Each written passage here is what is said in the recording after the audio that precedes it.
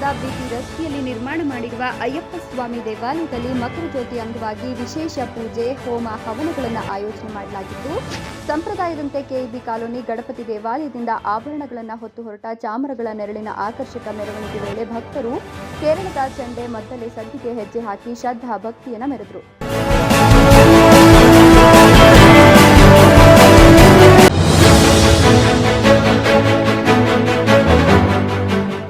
ತುಮಕೂರಿನಲ್ಲಿ ಶಾಸಕ ಸುರೇಶ್ ಗೌಡ ಎಂಬ ರಾಜಕಾರಣಿ ಗೋವುಗಳ ಸಮಸ್ಯೆಯಿಂದಾಗಿ ಗೃಹ ಸಚಿವ ಡಾಕ್ಟರ್ ಜಿ ಪರಮೇಶ್ವರ್ ಮನೆಯ ಹೊರಗೆ ಜನರನ್ನು ಕೂಡಿಸಲು ಪ್ರಯತ್ನಿಸಿದರು. ಅವರು ಬಸ್ಸಿನಲ್ಲಿ ಬಂದರು, ಆದರೆ ಪೊಲೀಸರು ಅವರನ್ನು ತಡೆದು ಕರೆದೊಯ್ದರು. ಇದರೊಂದಿಗೆ ರವಿಶಂಕರ ಹೆಬ್ಬಾಕ ಎಂಬ ಮತ್ತೊಬ್ಬ ನಾಯಕನನ್ನು ಬಂಧಿಸಲಾಗಿತ್ತು.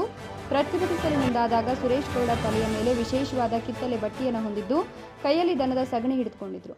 ಪೊಲೀಸರು ಡಾಕ್ಟರ್ ಪರಮೇಶ್ವರ್ ಅವರ ಮನೆಯ ಸುತ್ತಲಿನ ಪ್ರದೇಶವನ್ನು ಸುರಕ್ಷಿತವಾಗಿಡಲು ರಸ್ತೆಯಲ್ಲಿ ತಡೆಗೋಡೆಗಳನ್ನು ಹಾಕಲು ಮತ್ತು ಕಾರುಗಳನ್ನು ತಪಾಸಣೆಗೆ ಒಳಪಡಿಸಿದರು. ಇದೆಲ್ಲದರಿಂದ ಸಚಿವರ ಮನೆ ಮುಂದೆ ವಾಹನ ದಟ್ಟಣೆ ಹಾಗೂ ವಾಹನ ಸಂಚಾರ ವಿಳಂಬವಾಗಿದ್ದು, ಜನ ಸಂಚಾರಕ್ಕೆ ಪರದಾಡುವಂತಾಯಿತು.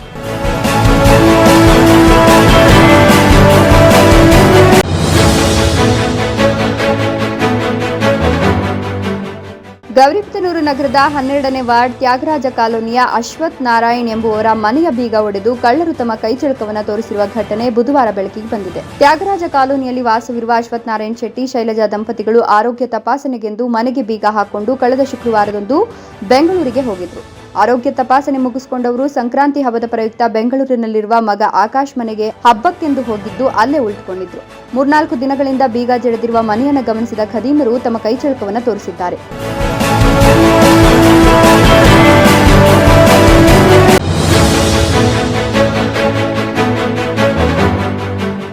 ರೇಣುಕಸ್ವಾಮಿ ಕೊಲೆ ಪ್ರಕರಣದಲ್ಲಿ ನಟ ದರ್ಶನ್ ಬೇಲ್ ಪಡೆದಿದ್ದು, ಸಂಕ್ರಾಂತಿ ದಿನ ಅವರು ಕುಟುಂಬದ ಜೊತೆ ಸಂಭ್ರಮ ಆಚರಿಸಿಕೊಂಡಿದ್ದಾರೆ. ಸದ್ಯ ಬೆನ್ನು ನೋವಿನಿಂದ ಬಳಲುತ್ತಿರುವ ದರ್ಶನ್ ಇಂದು ಚಿಕಿತ್ಸೆಗಾಗಿ ಮೈಸೂರಿನ ಮಣಿಪಾಲ್ ಆಸ್ಪತ್ರೆಗೆ ಆಗಮಿಸಿದ್ದಾರೆ. ಇದೀಗ ಈ ಬಗ್ಗೆ ಸ್ಪಷ್ಟನೆ ನೀಡಿರುವ ಡಾಕ್ಟರ್ ಅಜಯ್, ಆಪರೇಷನ್ಗೆ ದರ್ಶನ್ ಗ್ರೀನ್ ಸಿಗ್ನಲ್ ಕೊಟ್ಟಿದ್ದಾರೆ ಎಂದಿದ್ದಾರೆ.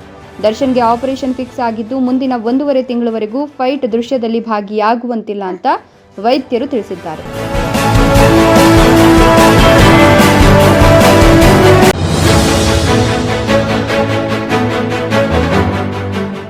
ಪ್ರಸ್ತುತ ಕೇರಳ ಮತ್ತು ತಮಿಳುನಾಡಿನ ಕರಾವಳಿ ಪ್ರದೇಶಗಳು ಚಂಡಮಾರುತದ ಅಬ್ಬರಕ್ಕೆ ತುತ್ತಾಗಿದೆ.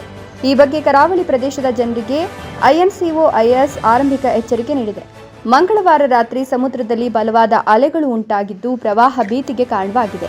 ಇಂದು ರಾತ್ರಿ 11:30ರವರೆಗೆ ಕರಾವಳಿಯ ವಿವಿಧೆಡೆ 0.5 ಮೀಟರ್ನಿಂದ 1 ಮೀಟರ್ ಅಲೆಗಳು ಡಿಕ್ಕಿಯಾಗಿದೆ ಅಂತ ಹೇಳಲಾಗ್ತಾ ಇದ್ದು, ಪರಿಣಾಮವಾಗಿ ಪ್ರವಾಸಿಗರು ಬೀಚ್ಗಳಿಗೆ ಬರದಂತೆ ಎಚ್ಚರಿಕೆಯನ್ನು ನೀಡಲಾಗಿದೆ. ಘಟನೆಯ ವಿಡಿಯೋವನ್ನು ಸ್ಥಳೀಯರು ತಮ್ಮ ಫೋನ್ನಲ್ಲಿ ಸೆರೆ ಹಿಡಿದಿದ್ದಾರೆ.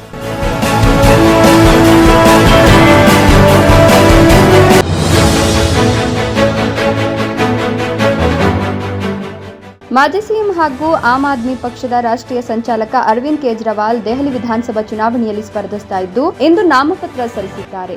ಇಂದು ಬೆಳಗ್ಗೆ ಅರವಿಂದ್ ಕೇಜ್ರಿವಾಲ್ ಅವರು ತಮ್ಮ ಕುಟುಂಬ ಸದಸ್ಯರೊಂದಿಗೆ ಕರ್ನಾಟಕ ಪ್ರದೇಶದ ಹನುಮಾನ್ ದೇವಾಲಯಕ್ಕೆ ಭೇಟಿ ನೀಡಿ ವಿಶೇಷ ಪೂಜೆ ಸಲ್ಲಿಸಿದ ಬಳಿಕ ಚುನಾವಣಾಧಿಕಾರಿ ಕಚೇರಿಗೆ ತೆರಳಿ ನಾಮಪತ್ರ ಸಲ್ಲಿಸಿದರು. ಸದ್ಯ ಅರವಿಂದ್ ಕೇಜ್ರಿವಾಲ್ ನಾಮಪತ್ರ ಸಲ್ಲಿಕೆಯ ವಿಡಿಯೋ ಸಾಮಾಜಿಕ ಜಾಲತಾಣದಲ್ಲಿ ಭಾರೀ ವೈರಲ್ ಆಗ್ತಿದೆ.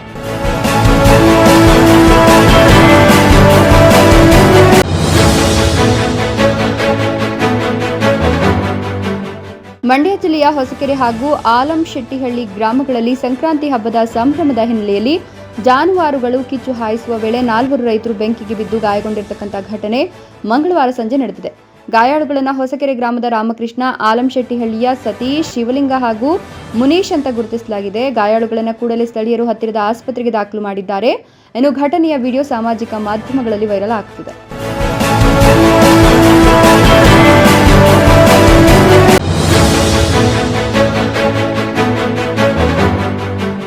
ಪ್ರಧಾನಿ ನರೇಂದ್ರ ಮೋದಿ ಬುಧವಾರ ಮುಂಬೈನ ನೌಕಾ ಡಾಕ್ ಯಾರ್ಡ್ನಲ್ಲಿ 3 ಸುಧಾರಿತ ಯುದ್ಧ ನೌಕೆಗಳಾದ INS ಸೂರತ್, INS ನೀಲಗಿರಿ ಮತ್ತು INS ವಾಘಶೀರ್ ಅನ್ನ ದೇಶಕ್ಕೆ ಸಮರ್ಪಿಸಿದ್ದಾರೆ. ಪ್ರಧಾನಿ ಮೋದಿ ಈ ಯುದ್ಧ ನೌಕೆಗಳ ಸ್ಥಳೀಯ ನಿರ್ಮಾಣದ ಬಗ್ಗೆ ಹೆಮ್ಮೆ ವ್ಯಕ್ತಪಡಿಸ್ತಾ ಇದ್ದು, ಇಂದಿನ ಭಾರತವು ವಿಶ್ವದ ಪ್ರಮುಖ ಕಡಲ ಶಕ್ತಿಯಾಗಿ ಹೊರಹೊಮ್ಮುತ್ತಿದೆ. ನೌಕಾಪಡೆಯ ಅದ್ಭುತ ಇತಿಹಾಸ ಮತ್ತು ಆತ್ಮನಿರ್ಭರ ಭಾರತ ಅಭಿಯಾನಕ್ಕೆ ಇಂದು ಬಹಳ ದೊಡ್ಡ ದಿನವಾಗಿದೆ ಅಂತ ಹೇಳಿದರು.